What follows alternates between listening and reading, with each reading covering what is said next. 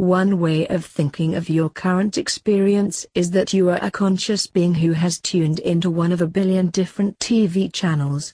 Each TV show has been filmed from a first-person perspective viewpoint.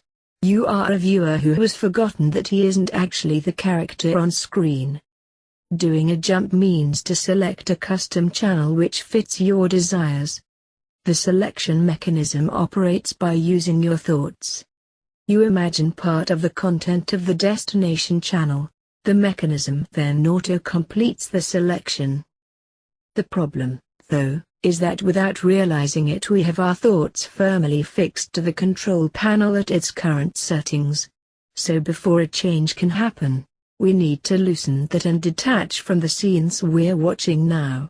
Only then can the channel mechanism perform the autocomplete.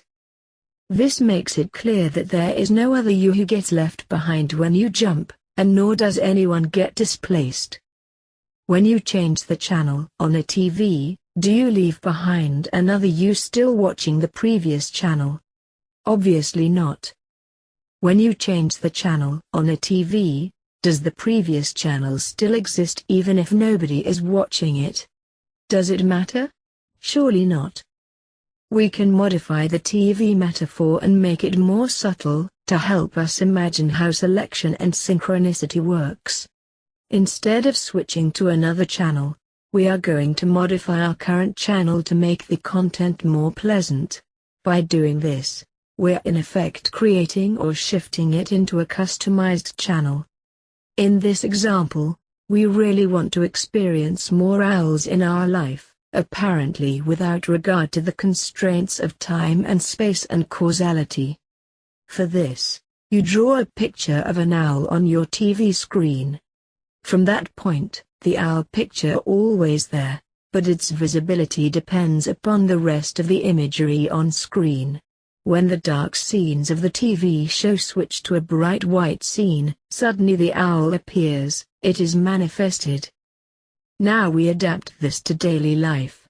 Imagine an owl idea being dissolved holographically in the space around you, and replace the notion of dark, white scene with appropriate contexts. Having drawn the owl into the space, you go about your day.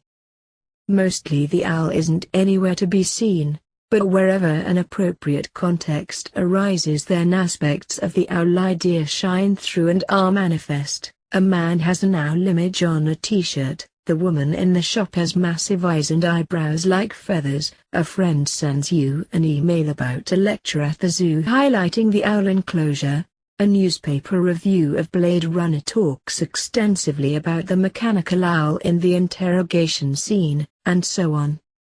Note that the manifestations occur from the point of thought onwards, and that the owl pattern is overlaid on all subsequent experience regardless of prior observations.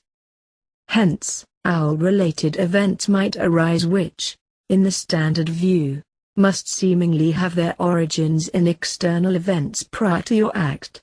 You may also notice, say, lots of owl-related items in your house which surely must always have been there. You may even find yourself noticing owl-related aspects when you recall events from your apparent past. In fact, you may well start feeling uncertain as to whether these things always have existed or whether they only now have existed as a result of your act. These owls are spatially agnostic and have no respect for temporal matters.